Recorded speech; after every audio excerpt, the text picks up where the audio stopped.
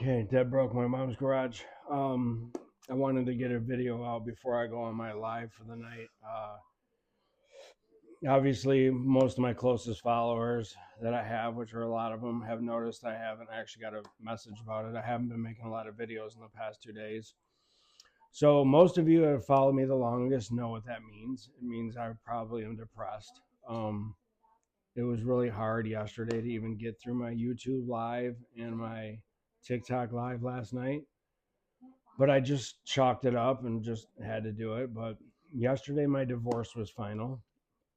Um, it was just like a really hard day, man. Like it's like I knew it was coming, and you guys see me hop on these videos and be in a good mood and hyper, but like in the back, what you don't see is, the struggles that I'm going through. Uh, so 6 years ago, I met a girl, a woman, and she was like out of a fairy tale. I mean, just the most beautiful woman you ever put your eyes on. And we fell in love really fast. And we got married a year later. Um, but she had two children. She had a 4 year old and a 6 year old. And I can't have kids. So I never thought about having kids, or I just, so I was actually scared when we got in a relationship, like, oh my God, like, what am I going to do? Like, I don't even know if I like kids. And it just turned out that these two kids were the most beautiful children like I had ever encountered. They were so good and so well mannered, and I fell in love with them immediately. I just loved them to death. And we were together for 6 years, and it was like such a great 6 years. There wasn't much turmoil. We had a really good family dynamic. And I helped out with the kids and took them to school, and taught my stepdaughter how to tie her shoe and taught my stepson how to ride a bike. And they had a father, and he was a great guy. I got along with their dad. In this relationship, I literally tried to be the best husband and stepfather that like anyone could be.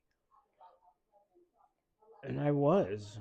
Um, but ultimately, kind of like what you guys see me doing here is what cost me my marriage. I kept trying to be an entrepreneur. I kept trying to like come up with businesses, and they were never backed by my wife though. She never kind of believed in what I was doing, but I just always kept trying. So during the time we were together, I never really made much money, or and she wanted me to like get a job and like go back to car sales, and I just wanted to be an entrepreneur.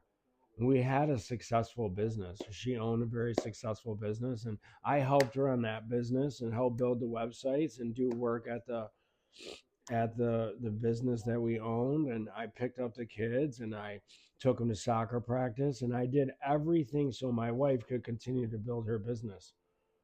But there was always this weird animosity that like I never chipped in financially. Um and I just kind of always thought like I was chipping in, like by being a great husband and like trying to back everything she did and help her through everything and like take care of the kids. And ultimately that she just was just fed up with me not helping out the family financially. And we weren't like losing our homes or anything, like our cars, like I mean everything was fine. She just like couldn't take it anymore. And that started to build like in the last like 6 months of our relationship, just like you got to get a job. And it was just crazy, dude, because I was like, wait, I'm gonna go get a job, and then like who's gonna take care of the kids and pick them up from school? It just was wild. And I actually applied for 200 jobs to try to save my marriage. I wanted to just save my marriage and my family. I had a family, dude. And I like couldn't get hired anywhere normal, and I didn't want to go back to car sales. So I like was trying to find like regular jobs, and cuz I have 4 felonies, I couldn't get hired. Like I kept trying and trying. And then finally like one day she said it to me, and I know that, I don't know if you've ever gone through this, but we weren't fighting or nothing, and she just told me she wasn't in love with me no more. She didn't love me anymore, and she wanted a divorce.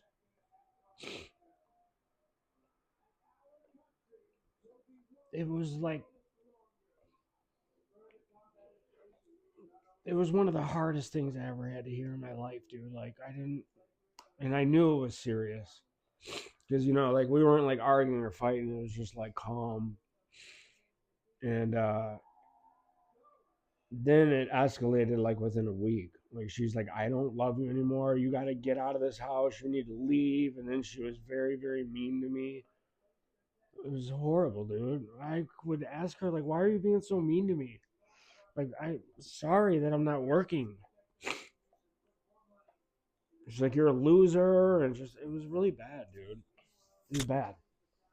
So that's why I'm here. Dad broke my mom's garage because I wasn't gonna like stick around in the house and like make everything terrible. Like, if she didn't want me there, she didn't want to be with me, then I had to figure something out.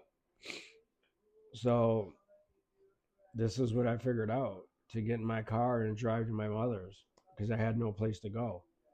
Because I didn't have, like, all the finances were like controlled like by her, and even though we were married and it was like probably still half mine, it wasn't like that. So I had nowhere to go. I couldn't like move out and get like a place or an apartment. I had nowhere to go. So I drove all the way across the country to my mom's and moved into this garage with no money. I have no money. Or I had no money. And it's just been so hard, you guys. Like, I loved my family. I loved my family. I loved my stepkids more than anything in the world. And I loved my wife. And ultimately, like, this whole little entrepreneurship, me trying to be an entrepreneur and struggling to get by so I can make something big that never was happening, like, it cost me my marriage. Ultimately, the good thing is that I'm in a lot better position in life. I feel better about myself as a person.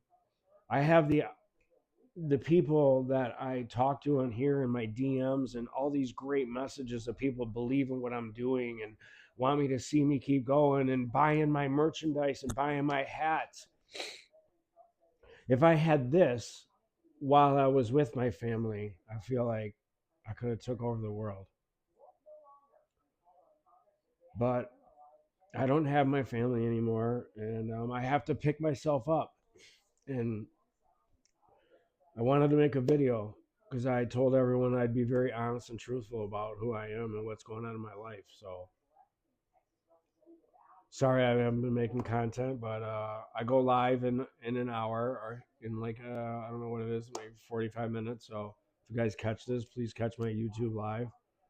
And I just got to pull myself out of the situation, understand that the tragedy led me to a really good place in life and led me here on this camera and led me talking to you guys and letting my people believing in my brand and what I'm doing. So I'm in a better position. But if I could just snap my fingers back to like a family movie night, I would do it in a second. I love those kids and my wife more than anything in the world. And I ultimately lost them. But anyway, I was not trying to get super emotional, and I don't care if I get emotional. That's who I am. And this was a long TikTok, so I appreciate all your guys' support. And I'm about to pick myself back up. We're going live 45 minutes. Anyway, dead broke in my mom's garage. I appreciate you guys. Thank you.